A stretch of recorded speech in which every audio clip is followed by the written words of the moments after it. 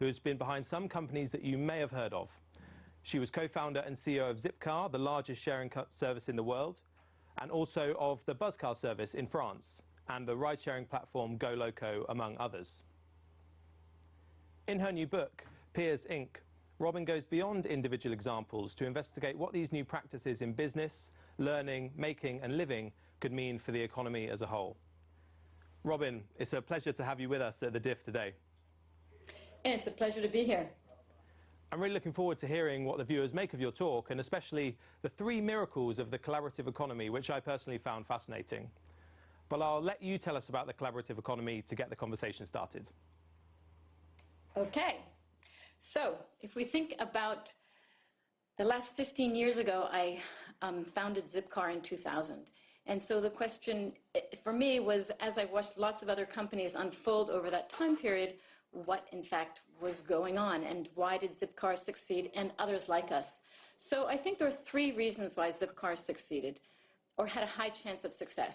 The first is that we leveraged excess capacity. And by that I mean back in the old days you had 2 ways of buying a car. You could either buy a whole car, which costs about 6,000 euros or $9,000 a year. It's 18% of people's household incomes, yet people leave it idle 95% of the time.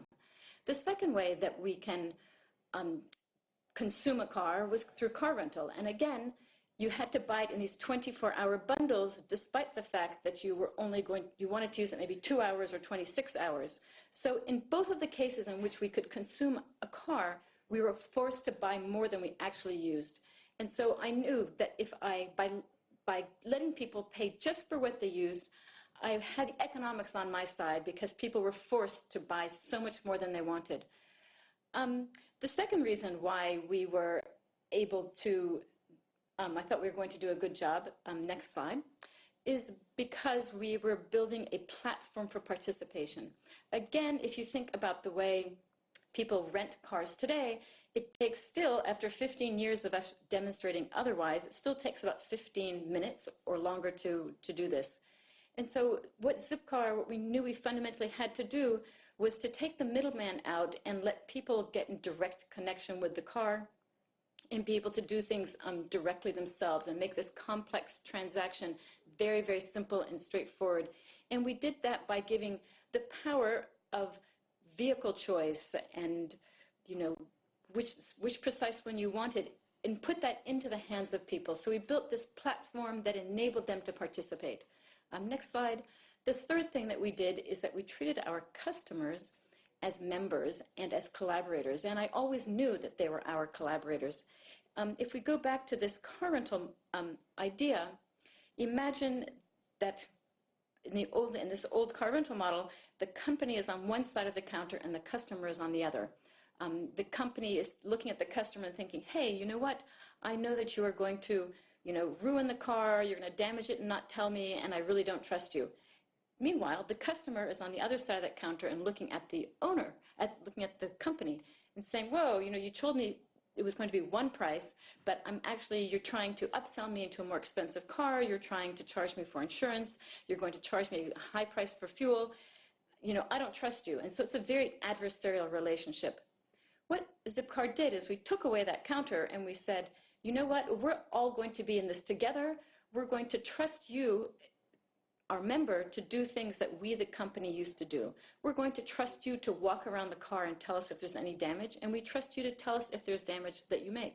We're going to put our fuel card in the car, and we're going to trust you to use it to refuel the car when it drops below a 1/4 tank. We're going to ask you what are the best kinds of cars, what are the best locations to park them in, and we really saw ourselves as co-creators. And what I love about this image, which is kind of amusing to me since I have 3 children, is these are people who are leaving the hospital with their firstborn children, and their instinct is, hey, wait a minute, let's stop and take a photo and mail it to Zipcar. And so you can see we were really very, very close, had a really nice relationship with our customers. Next slide. So Zipcar was founded in 2000, and here we are in 2015, and this is the idea of us as co-creators is much more recognized. And so here we have a cartoon I found from last year. Here is Moses coming down out of the mountain with the 10 Commandments. And, you know, our response is there a section on the bottom for comments? So even with God, we see ourselves not as passive receivers, but as co-creators and collaborators with God. So next slide. So if we think about this, it's these three components: leveraging of excess capacity on a platform for participation with a diverse group of people that I think of as peers who are interacting very tightly. Next slide. This is the new organizational structure that I'm calling Peers, Inc. So people and platform are inventing this new collaborative economy and reinventing capitalism. Next slide. All these companies here are ones we've been talking about with awe over the last 15 years, and all of these companies are taking this shape. Next slide. You can see that, you know, each one is leveraging excess capacity, and if we were not firm, strong participants in these businesses, they would not exist. I look here to see at Skype. I think, how remarkable is that they made a telecommunications company on the back of my laptop and my video camera and my internet connection.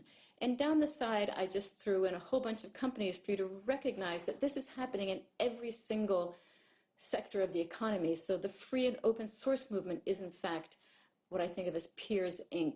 You know, TransferWise, Peers, Inc. The massive online open coursework, Peers, Inc. Even the blockchain and Bitcoin is Peers, Inc. So we're really seeing this in every single sector. Next slide. If we think about this idea of excess capacity, what we're really saying is this is an asset that I don't control myself, that I'm having to, in fact, share. And so whenever we're leveraging excess capacity, we are, in fact, sharing. Next slide. The thing that I want to talk about is bed sharing. And I imagine that you all have done some bed sharing. I do quite a lot of bed sharing. Next slide. And I do bed sharing because I travel around the world and I like to stay at friends' houses. And if I'm really lucky, you know, I get to stay in their nice, clean, spare bedroom, which they're doubling as a home office. Next slide. If I'm extra lucky, I get a double bed, which is really incredibly generous of my hosts. Next slide. If I'm unlucky, they've told the teenager to go sleep on the couch, and I'm supposed to sleep in their slimy, smelly room. Next slide. And this is why hotels were invented. You know, hotels were invented for where I really don't have a place, a bed that I can share. And when I founded Zipcar, I was telling my staff, please don't call this service car sharing, because car sharing, people have this strange feeling around this word sharing, and Zipcar is to cars as hotels are to beds. And imagine if we called hotels bed sharing, which is in fact what they are. So next time you stay in a hotel, just imagine who else has slept on those sheets and laid their head on that pillow. So I decided to do some research and said, what is the largest bed sharing company in the world? Next slide. And it's the Intercontinental Hotels Group.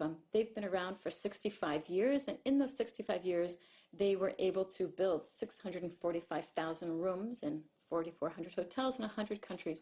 And we can know that this was an enormous amount of work, because Hilton, they've been around for 93 years, and they weren't able to achieve that same number of rooms. Many of you know where I'm going.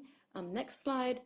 Airbnb, in its fourth year, had 650,000 rooms in 192 countries. And so this, I want to just pause here and say, this is a remarkable slide, an amazing effect. And it really should be making companies, incumbents, and legacy businesses really frightened, because how could someone have that capacity of size of offering in such a short period of time? Next slide. We see that couch surfing, where no money changed hands, in its 9th year had 2.5 million places that you could stay in every country in the world. Next slide. So the question is, what is going on? Next slide. If we think about, why did we ever invent companies? What was the point of companies? The point of companies was to do things that we as individuals couldn't do. So if we invented these large companies and institutions and big governments to do these things that we ourselves can't do. And what are those things? things that are very large investments. So if it's going to cost millions of dollars, I, Robin Chase, don't have millions of dollars. We have to have a company or a government to do that. If it's going to be something that's going to require lots of kinds of intelligence, you know, I might be very smart at 2 things, but if it's going to take 10 things, don't ask me to do it. We need to have an institution and something much larger to bring all those types of expertise together. If it's going to require standards and standardization and a consistency each and every time, you can't ask me to do it because I don't have the power to force and encourage you to use those standards. Typically, these strengths and these benefits are bound up in a kind of brand promise, a trusted entity, and they're global. Next slide. But on the flip side, what we know is that individuals actually are really, really good at specific things. So the small and local deliver what I think of as their 3 prized offerings, which is localization, specialization, and customization. So if you ever want something creatively done or uniquely done, or access to a specific location or a set of social networks, it's individuals that are much, much better at it. We know that companies can do these things, but they hate doing local, customized, and specialized because it's incredibly expensive. And if we think of the last 100 years of the industrial capitalization model, the whole point has been to rip out those unique assets and make things in this industrialized, standardized method and get these economies of scale. Next slide. What's really striking, though, is if you match these 2 types of strengths, in fact, they're very, very complementary. And now, thanks to the internet, next slide, we have this ability to make this new collaboration where we get the best of both worlds, and this is what I'm calling Peers Inc. Because the internet exists, we can now take advantage of and deal with lots of small parts without it being annoying and expensive. All the transaction costs have been reduced. So each side is sticking to what it does best in these collaborations. The Inc. side is building, next slide, a platform for participation, and the peers, next slide, are delivering a diversity of offering. Next slide. So it's this new collaboration, next slide, that I am boiling down into this kind of yin and yang to show that it's a very complementary and symbiotic collaboration. Each side is doing what it does best and is sharing value with the other side. If they try to take too much, the other side won't want to participate. Next slide. And it's all swimming in this sea of excess capacity. So now I want to go through each of these 3 components in a little more depth and explain why they're kind of fascinating. Next slide. So excess capacity is incredibly fascinating to me because it is resource and cost efficient. And as an entrepreneur, I am always looking for things that are cost efficient, and excess capacity gives me that. Next slide. So how am I defining excess capacity? It's something that already exists, it's already been paid for, but there's more value to extract out of it. Next slide. So if we think about this, I want you to think about this excess capacity in a really broad way. So it's not just physical assets, but it's also virtual assets and time and networks and processes and education and experience. So once you find this excess capacity, there's 3 ways that you should look at it to get more value out. So next slide.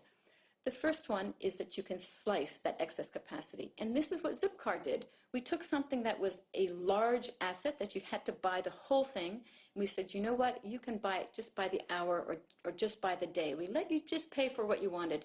And I have here Upwork, which is a outsourcing of many kinds of work experience and skill. And again, instead of hiring a whole employee, you can buy someone to just do a specific project for you and pay them by the hour or by the day or by the project. Next slide. The second thing you can do when you find excess capacity is you can aggregate all those small parts. And that's what Airbnb did, is it took what is perhaps 1 million small excess capacity all around the world and bound them all together on this platform so that they all share a single unified insurance guarantee. And so from a customer perspective, you are able to interact with each one of these in a very complementary and comparable way, so I can compare and contrast, and I pay the same way, and I communicate the same way, and it's very, very easy. I put ways down here. Again, how are we finding out what traffic speeds and best routes are around the world? It's because each one of us has downloaded Waze onto our smartphones, and we're sharing our traffic speed of the moment and our choices of best paths. The third way you can harness excess capacity, next slide, is to open up that excess capacity. And in fact, this is the most exciting way of leveraging excess capacity. And an example would be the open data movement. So data.gov is the US government, but 40 other countries have done this. Next slide. And so McKinsey did a really great report on this open data movement. Next slide, and click through 40 countries. Next slide, and next slide, and next slide. There, stop, back one. So 40 countries have followed the US and have opened up their data that they collected for themselves to do things that they were happy with. They were happy with that value. But by opening up this data, they opened up 1 million different data sets and made the platform for participation is Open Application Program Interfaces, API. And McKinsey did a report and looked at this and said, you know what, we see $3 trillion worth of value that is now opened up and enabled by these 40 governments opening up assets, the data sets that they had already paid for it and yet existed. Next slide. Next slide. Next slide. The next one, sorry, I mispasted. And one more time. So the Inc. is going to build this platform for participation. And what is beautiful about platforms is their platformness. Platforms organize lots of little parts. They make the complex very, very simple, and they give the power of the large entity, maybe which is a government or a company or an institution, and they give that power to the smaller one. And because it's a platform, we can get all the benefits of economies of scale, and we have the potential for very, very high growth. Next slide.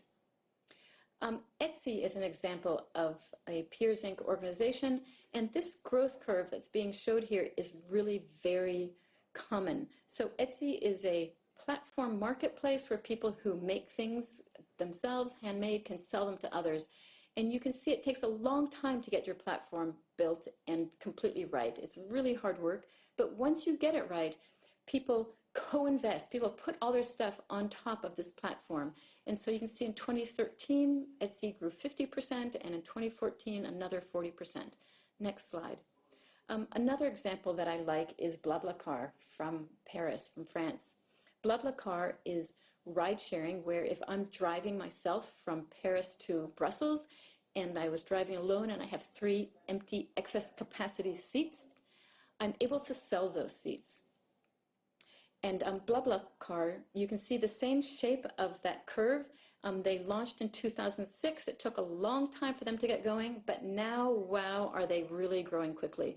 So in 2015, every single month they would move 4 million people, which is the same number of people as 10,000 high-speed trains or 10,000 747s. And yet, think, they did not lay a track, they did not buy a rail car, they did not buy any airplanes.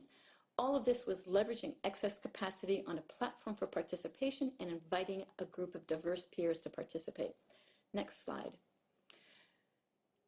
These are the wrong ones, so click all the way through, click, click, click, until we go through to peers. One more, keep going.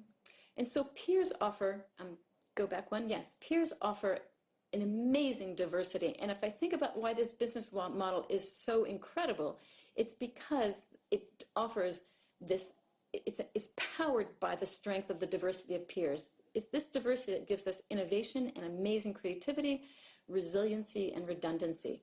Next slide. My favorite example here is the smartphone and apps. So the smartphone is a platform for participation. It made a very complex and difficult engineering and manufacturing problem open and available to entrepreneurs who brought their life experiences and their skills and their knowledge to develop apps in very specific sectors, and building an app is 1,000 times less effortful and difficult than building the smartphone.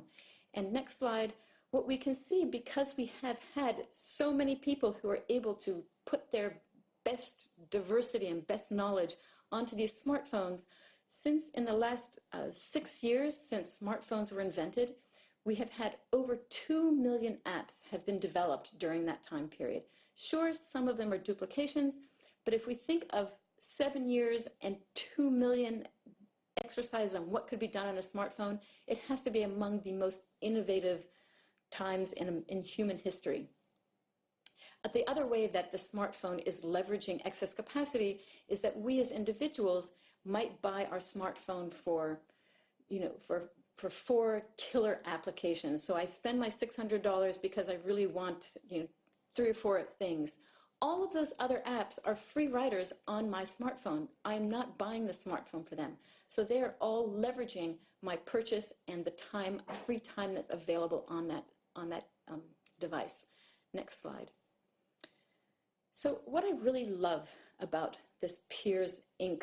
new collaborative paradigm is that it has the power to do these incredibly powerful things that I think of as 3 miracles.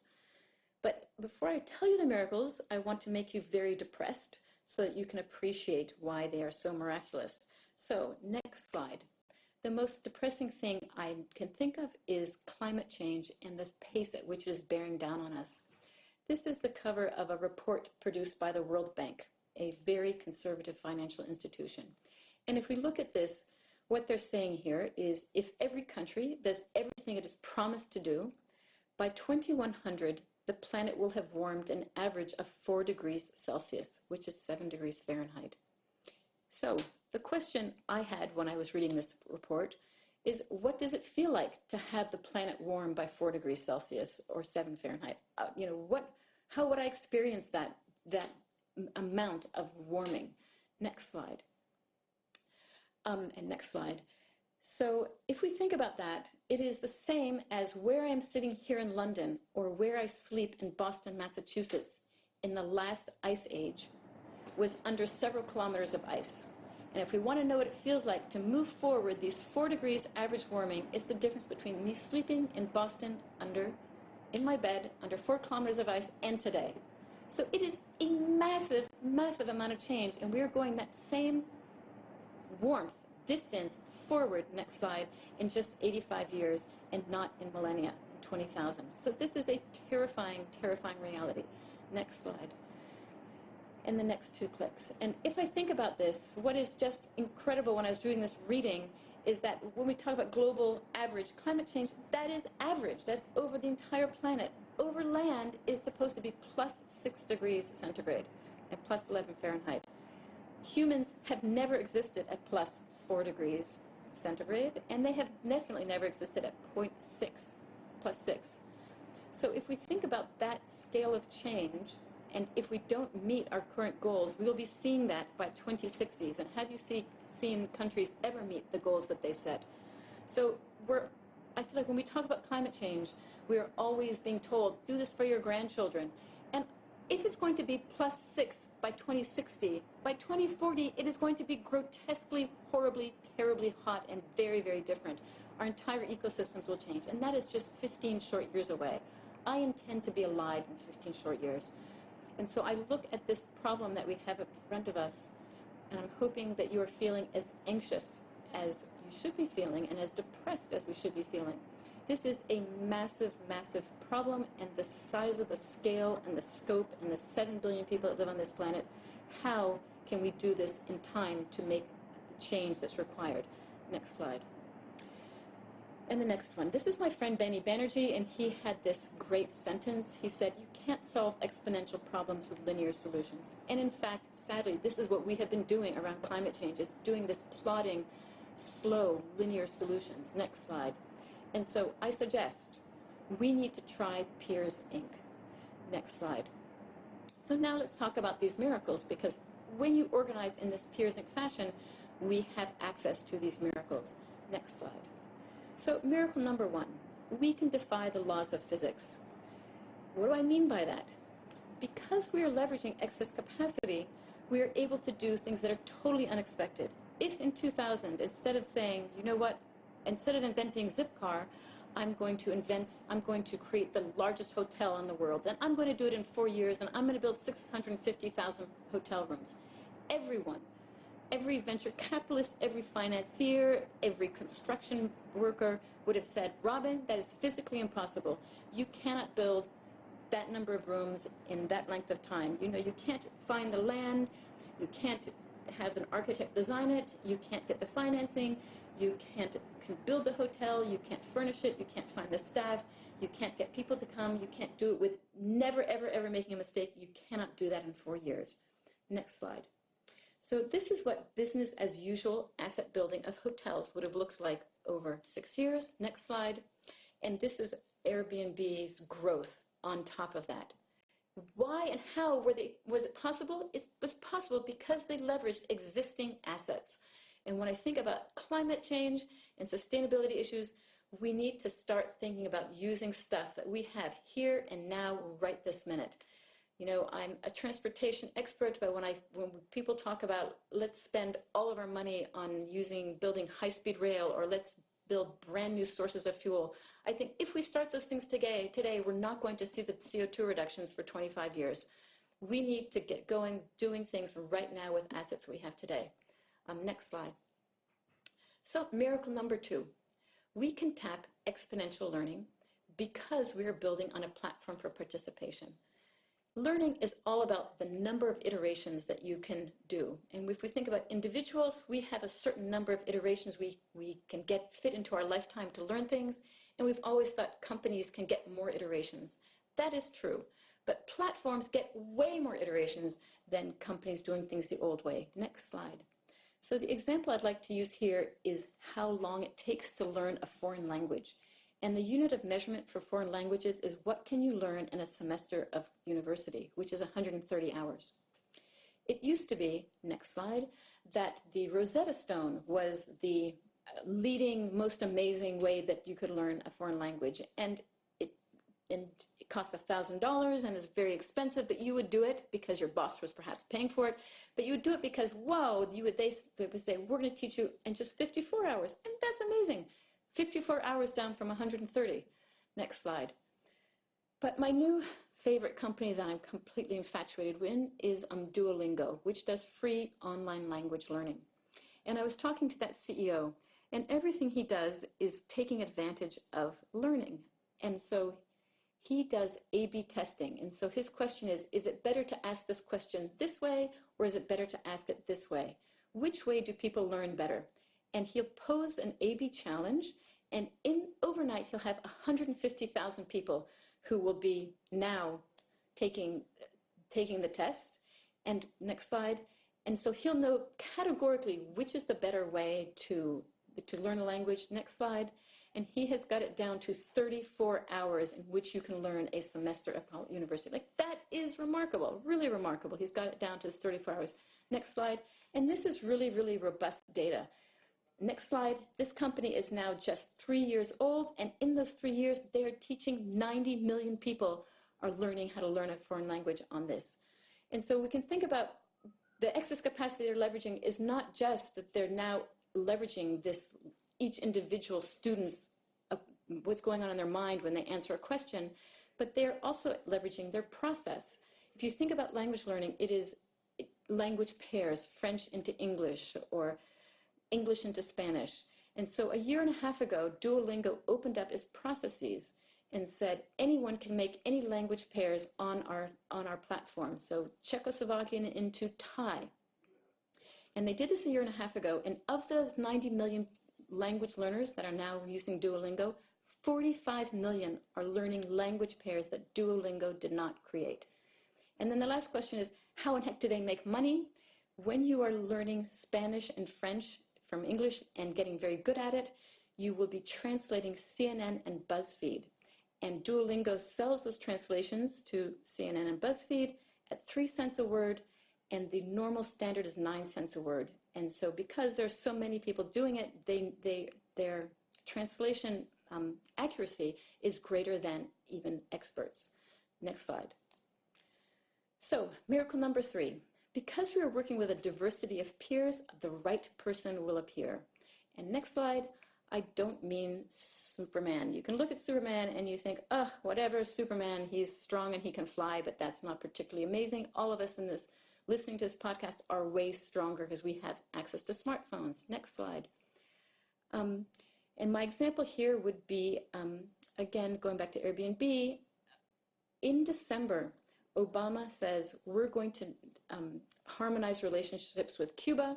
And next slide, within just 6 months of that, next slide, Airbnb has 2,000 listings on the ground available to rent. Why? Because of the diversity of people around the world, including people who are living in Cuba and very individual and local places that have excess capacity. In 6 months, they could have 2,000 listings. Next slide. So the key insight here is that Peers Inc. is a collaboration. Next slide. None of these miracles can happen without both sides participating. We can't have exponential growth if we didn't have the platform organizing and unleashing excess capacity and the peers co-investing quickly with their existing assets. We can't tap exponential learning if we didn't have peers doing their hundreds of thousands of simultaneous crazy ways that we do things uniquely, and the platform that's doing that heavy lifting of analysis and pulling out best practice and cutting off worst practices. And the right person won't appear if we didn't have the platform that has attracted us all, and the platform doing this amazing computing and pulling the needle out of the haystack. Next slide. So if I think about industrial capitalism, it was founded on the belief that the greatest value was extracted through patents and copyrights and certifications and trademarks and building a very strong, thick barrier around the company so that you knew that if you wanted anything out of the company, you had to pay for it in this very strong way, and it was a very sharp line between what was inside a company and what was outside the company. Next slide and next slide. Today, with the collaborative economy, companies have much, much softer edges, and what is inside and outside is much, much more amorphous. Next slide. So I feel that we are profoundly and definitively moving to what I think of as the collaborative economy, the sharing economy, and bigger because it's more than just physical assets. And it's because the internet exists and we are now able to connect all sorts of things that this is happening, and I have 4 points to conclude with. So, number one, next slide. If we think about assets, shared networked assets always deliver more value than closed proprietary ones. And we know now that they do it two ways. These networked assets can be much more efficiently used, or brand new sources of value can be extracted out of them. Next slide. If we think about people, no matter how many brilliant people are listening to this webinar, this podcast right now, we know that outside of this room and outside of our environment, there are more smart people outside. So more networked minds are always more innovative and more creative than fewer closed minds in a company or in a government or in a department. We need to look outside. Next slide. If we think about the benefits and opportunities of shared assets, they are always larger than the problems of open assets.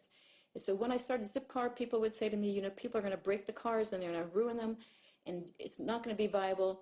And you know what? It's true. A very small number of people do bad things to the car, and we are able to identify that problem, charge people, and we push them out of the system.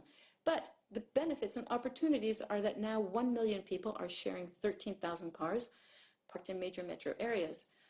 Or if we think about Wikipedia, people used to say, that'll never work because you're going to have some things that are misstatements of fact, and you'll have others who are like writing graffiti over pages of people they hate. True, those are problems that we can identify and we see and we correct them, but Wikipedia now offers 4.8 million entries in the English language, the world's encyclopedia.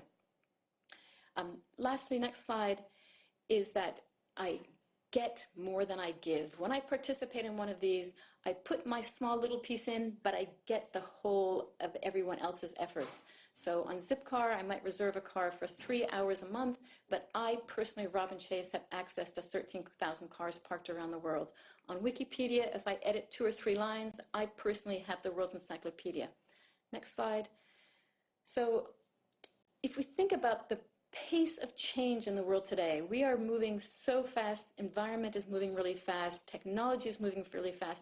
This Peers Inc. structure is the one for these dynamic times because it's the only one that enables us to experiment, iterate, evolve, and adapt with the speed required. And my last slide is, if you want more of these things, it is all together in my book, and I'm really passionate about this because I feel a huge sense of urgency around addressing climate change and moving forward very quickly with transitioning our economies to take advantage of excess capacity, use resources much more effectively, and tie in the world in our efforts and get to use all of people's wonderful innovation and creativity. So thank you. Thanks, Robin.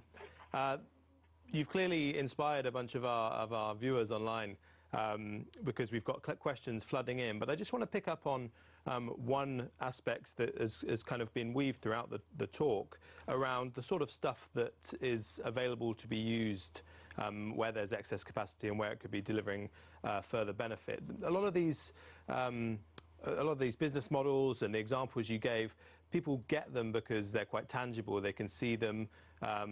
They can see car sharing taking place and hotels shifting to maybe to Airbnb and things like that. Is it just about people sharing physical stuff? You mentioned a few examples around data and information, but what's the potential like there? Well, so I do want to expand the conversation from the sharing economy, which is a wonderful thing, and yes, we all love it. And when we say sharing economy, people kind of get stuck in the idea that it's peer-to-peer hard assets. But I think about the circular economy, and what we're really doing is that at each and every stage of development, we are now able to extract more value. So we think about the term of industrial ecology. We're saying my waste is your input, or how can we use these particular assets more? So I want us to think really, really broadly. So data is really important, and as I talked about open data, and I'm totally fascinated by that because of the data sharing that can happen that will make us have smart cities and smart homes, is in effect me sharing my movements with a platform that will analyze and make sense of how to help me be much more efficient in my practice. And the privacy question, I know for many that would come up immediately. If I'm sharing data with someone who I trust will use it to deliver a better service or make my energy use more efficient, my home a bit smarter. Obviously, people have some apprehensions around that. What would you say? I have apprehensions as well. And I think we've already started sharing data, and in some countries they have better privacy policies than in others, and we definitely need to be working on that. Ultimately, I'm questioning myself, and I'm saying, if we really face the idea of climate change face on and its reality, I think we're all having to choose where the lines are drawn and what needs to get done in order to make humans survive. So I'm hoping and expecting that we can really address this privacy issue, and I'm looking at people who are experts in that field to deal with it. But if we can't, I personally will be willing to give that up if it means humans and our ecosystems survive. So I'm feeling very, very pragmatic these days. Okay, we'll come back to a couple of the challenges in a few minutes, because some of the questions naturally refer to those. Again, when people hear Peers Inc., they could be forgiven for thinking that the Inc. part refers to the current, the incumbents in a way, the current players, some that you've just mentioned in the hotel industry, for example. Is this about the current big players getting a piece of the action against a tide of disruption? And if so, why is it important that they remain part of the collaborative economy? I'm laughing at your question because you got it right and partly not right, right? So Airbnb has disrupted the entire hotel industry. And if we think of one of those earlier slides when I talk about all of these companies that have this Peers Inc. shape are in fact, less than 15 years old, because we have only recently understood how to leverage the internet to do these remarkable platforms. I think the incumbents are going to have a really hard time addressing this. I think that there are methods in which they can. They need to open up more of their assets. They need to invite others to innovate on their assets. They need to think of themselves as not command and control and centralize. They need to think in these distributed fashions. So I think that they can evolve. But I want to say I'm very, very cognizant of the fact that these platforms are incredibly powerful and they have the potential to become monopolies. And something that I want to say out loud for everyone to hear and understand is that he who finances the platform makes the rules under which we engage. And so if we think about Uber, who decides how the driving is done? Uber decides. You know, who decides for TaskRabbit how we work? It's TaskRabbit that's deciding here's what the hours and here's what the work rules are. So I think it really is a challenge for how we continue to protect workers and provide social safety nets. So industrial capitalism came up with rules around social safety nets and workplace rules that were all tied to full-time employment. But we are definitely moving now to an enormously outsourced realm. And in the US today, already 40% of the workforce considers themselves to be freelance. And by 2020, it's meant to be 50%. And as these platforms happen, which I can tell you they are profoundly going to happen because you learn faster and grow faster and it's more efficient, we need to really think hard about how we can protect workers. And that's something that I've been giving a lot of thought to, but I think everyone who's listening needs to take this into their hearts and think, wow, this transition is happening. What are we going to do to protect people? So that actually relates to some of the questions that we've had in. I've got one here from Richard who says, where does the role of the regulator fit in? And if what I'm getting from you there is that the regulation and policy perhaps hasn't caught up yet with a shift that's well underway. Right. So what is the role of the regulator? Well, what's interesting about government today, which we all recognize, is that it moves incredibly slowly, and lots of those regulations are old and outdated. Some of those regulations are protecting incumbents, and I find that really negative because I feel like we need to transition our economy so quickly. I want us to move a lot faster than that. And some of the regulations are incredibly good because they're there to protect the common good and to protect public health. So we need to get the role for government and for regulators is to please go through all of your rules and start throwing out the ones that don't make any sense and to do the ones that protect workers and to protect consumers. Those are really great rules and we want to keep those, but there's a whole bunch that are, as I say, protecting status quo and status quo industries, and I don't think that's valuable to where we need to go in the future. Are there any examples from around the world that you could refer to that where they're leading? I know Australia recently published some a sharing economy manifesto, the Labour Party in Australia. Who's leading on this? Because there are some real hotspots for some of these new business models, but maybe the hotspots for progressive regulation are less well known. Who's leading on this? I have to say it's making me very nervous because countries and cities around the world are making rules, and as I look at those rules, some of those rules I think, wow, those are perfect, and some of those rules I think, you're still protecting status quo industry. So just to a negative and a positive example, just to show you the two sides. It was about a year and a half ago in London, the black cabs where I'm sitting today, the black cabbies had a huge demonstration against Uber.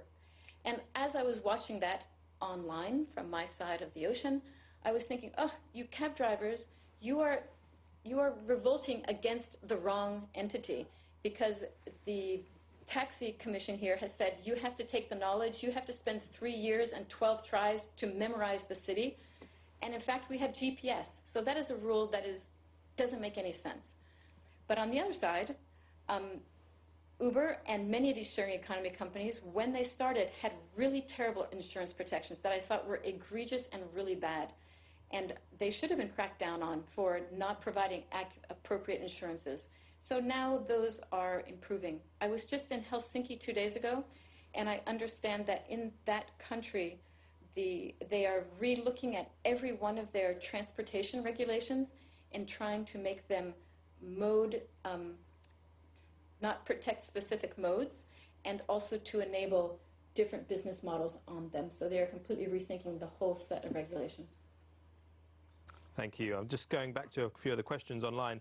If you'd like to submit a question, remember you can use it using hashtag ThinkDiff, mentioning the Disruptive Innovation Festival using @ThinkDiff _ or using the comments below the video on the Disruptive Innovation Festival website.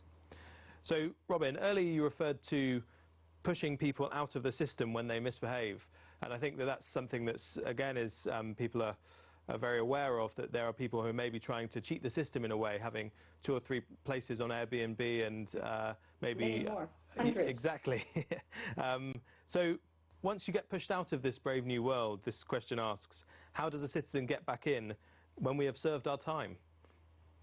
That is such a good question, and I love that. And if we think about, with Zipcar, we've pushed out the first members. We've realized we had to have a defined mechanism to let people back in. And I want to say that these companies have only just started, you know, in 2000, and now we're starting to see mature ones. Something that I want to refer to and I want to point people to is we used to think that there was a tragedy of the commons, and that if people shared things or assets or any types of value, that we would have people who would be have bad performance and ruin it for everyone. Elinor Ostrom, who won the Nobel Prize in 2009, her life's work was on the non-tragedy in certain commons. Like what were the rules that made certain commons succeed for a very, very long time? And when you look, she came up with something that's called the 8 principles. And in those 8 principles is exactly what that question asked, which was, there have to be rules on how you get back in, and the rules have to be set by the people who are the participants. So it shouldn't actually be Airbnb or Uber who's deciding how you get back in. It should be the individuals who together as a group are saying, you know what, here's what we think is fair, here's what we think is the right period of time and how you should get back in. So we need to, as these companies get bigger and more mature, and I think it's too much to ask of startups because you need these things to move quickly, but once these companies are mature, they absolutely need to be giving more power back to the peers to create the rules of engagement that make sense for them in order for them to participate in a fair way. We've got some questions here around resources, which is a topic we didn't. You touched upon saying that some of these peers Inc. models could drive greater resource efficiency. So David's asked, will sharing increase consumption or decrease resource use? And Sylvia has gone into a little more detail, saying that car sharing is on the up, but as she sees it, car production hasn't gone down. Etsy's there selling lots of handmade goods, but clothes production, again, perhaps hasn't gone down. She says that one reason it happens is that the greatest excess capacity is in labour. And until we find a sustainable use for it, nothing will change. So interested in your response on those questions. Also excellent questions. I guess what I want to be quite clear about is this peers Inc. collaboration is happening whether you want it to happen or not. And just like any tool, it can be used well, it can be used to benefit public and to benefit the environment, or it can be used for pure capitalist, high-growth consumption circumstances. It's a model, and we can do it either way. When we think about the resource piece, though, again, it can be for or against. If I go to Zipcar and car sharing, what I know profoundly is that when people consume cars today, they think it's only the cost of fuel, and so therefore, if I owned my own car, I say, I want some ice cream, and I think it's just the cost of petrol to go, and I go buy ice cream by car. When you're using a shared car, you're paying the full cost of car consumption by the hour. And suddenly, when I say, I want some ice cream, I think, wow, that'll be 10 pounds or $10. Actually, I'm going to eat the old biscuits in my pantry, and I'm going to go buy ice cream on my way home. So what Zipcar has seen is that it has reduced the vehicle miles traveled by people by 80%. Because now they're having to rationalize each and every time they use a car, they're having to rationalize it. And with people that own their own cars, they definitely do not think, is this the right moment to drive a car? So it transformed the business model from something with a lot of cost into something that was fully upfront. But indeed, I could imagine in other circumstances that it is, you know, that this consumption, shared consumption, might make me consume more, but I'm consuming something that's already been bought. And just one last point that one of those people made was around vehicle consumption. Each well-shared car definitely replaces 15 purchased cars, and that every car manufacturer in the world is right now hot on the trail of shared car models because they are seeing declines in sales. And if we move to the next step of transportation innovation, it is going to be autonomous vehicles and hopefully electric autonomous vehicles. And when those are shared trips in shared cars, we will need only 10% of the cars that we are using today. And that is a model that I'm pushing for and I think has a high likelihood of happening. And so you will see a 90% reduction of manufacturing, and that will be fabulous. You mentioned about kind of the conditions, the sort of system conditions that could enable this. So it's happening anyway, but what conditions are in place that make it work better or correctly? And one of those system conditions could be money, and we've had 2 questions in about it. So one person has said, money is an important part of the picture that's often missed out. Are the changes you speak of having an impact there as well? And if so, how? And Jen's Better World on Twitter says, how does ideal money look like in a peer Inc. world? Any thoughts on money in the collaborative economy? So yes, I have some thoughts.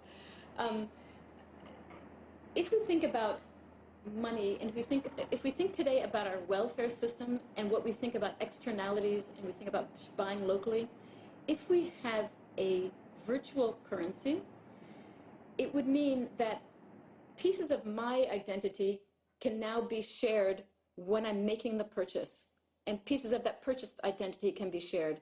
So imagine that instead of getting food stamps or having my welfare coupon that says, Robin's been unemployed for years, what's going to happen?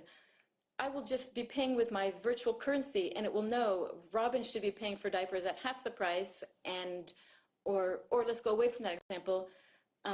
Think about externalities. When Robin lives in Cambridge, Massachusetts, and buys something that was produced in Cambridge, Massachusetts, again, I get a better price than if I'm buying that same good that was shipped 3,000 miles. So we could start putting all of our values around environment, around welfare, around age, around transportation, could all be embedded much more easily in a virtual currency that today is really bitterly hard in a real currency. So I think there's a lot of very interesting potentials to incorporate externalities and fine-grained details into our purchasing decisions with a virtual currency. And one last piece would be dynamic pricing of energy, that we could be paying based on the supply-demand grid for those things. So it's very exciting, and the reason it's exciting is because the transaction efforts should be reduced to nothing. Thank you. We've got a few minutes left. I just want to pick up on one of my favorite pieces from the book Peers Inc. You say of the people that are creating this new collaborative economy that people opt in, no employer chooses them, no certificate or degree sanctions them, and their right to participate does not depend on experience. With that in mind, how can people begin to participate in the shift that's already underway? So if we can make sure that we provide a social safety net around health, and if we might perhaps move to a basic income which provides a financial platform and security, we now have this opportunity to, I was looking at my 24-year-old son and thinking back to when I got my first jobs. When I got my first jobs, I had to do each one. My first job I hated, but my mother wouldn't let me quit for a year, and so I had to do it for a whole year before I could say, oh, I'm not good at that, and then try the next thing to see if I was good at that or interested in that.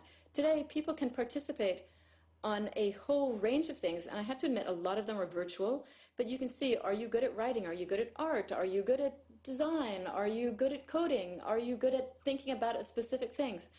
And just recently around this basic income question, a person that I've been newly following on Twitter, his name is Scott Santons, and a year ago he decided he was going to see if he's become impassioned with this idea of basic income, but he did not go to school for it, he wasn't trained in it, he just became very passionate about it, and he started to blog about it and do research about it, and he got more and more notoriety. Today, there's a website called Patreon where you can sponsor people, artists and musicians and writers. And today, in the last week, he just got enough sponsors that they're financing him to the tune of $1,000 a month, which is his goal for basic income. So he has made himself an expert in the world online by using his passion and being good at his passion. And we, the world, have now spied and seen, wow, this guy knows what he's talking about on a topic that we're interested in. So I think people have the opportunity now to experiment in a whole range of areas and find out what they're interested in and where their passion lies and get better at things. Thanks, Robin. So, yes. So we've heard how the economy might be changing, how it might be in the midst of a transition from capitalism as we know it to something new and different. How would you sum up the rules or principles of this new system, and how might we learn how to play by them? So the rules of this new system are how we would go forward from here. I think we need, as individuals, we need to decide, are we playing as a peer or are we playing as the ink? Or do we want to be platform builders or the participants? For us to each think about what is it in those two streams, what is it that we do best, and to stick with doing what we do best. So as an individual, I need to figure out my localized, specialized, customized bestness. As a company or an institution, what are the things that I can bring to bear that the other side can't do? And to be always in every way looking for this excess capacity to leverage, because I think of it, it's such an amazing gift, because it's something that if we can make excess capacity part of the major input into whatever we're building, the economics of that transaction are completely transformed, because now I'm getting it for free or close to free, something that was very important. So I see us all the things that I showed in this one slide, not beautifully, but imagine all of these parts are now coming together. So if we think about the old economics, it was all about growth in money and growing as a company year over year. I think the new rules of the collaborative economy is how many assets and people and skills and types of things can be connected together, and that's where we will see the largest value and the largest source of, I think, satisfaction for us as individuals. Thank you, Robin, for answering so many fantastic questions from our audience online. So the collaborative economy, the shift might be underway whether we like it or not, and it's up to us to decide what the rules are to play by that system. There's plenty more coming up at the Disruptive Innovation Festival. There are 2 more headliners this week. Tomorrow we've got Tim Brown